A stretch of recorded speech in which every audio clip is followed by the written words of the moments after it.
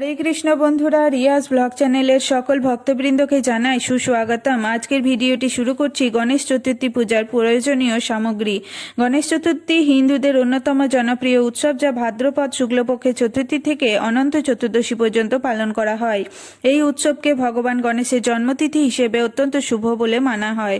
ভক্তরা অনেক আগেই প্রস্তুতি শুরু করেন যাতে উৎসব নির্বিঘ্নে পালন করা যায়। এর মধ্যে অন্যতম গুরুত্বপূর্ণ ধাপ হল পূজার জন্য প্রয়োজনীয় সামগ্রী আগে থেকেই সংগ্রহ করা।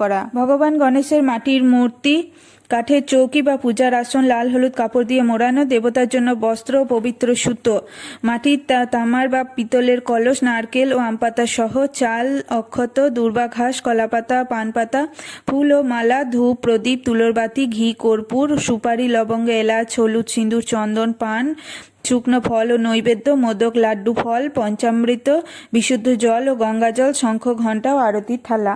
রাধে রাধে।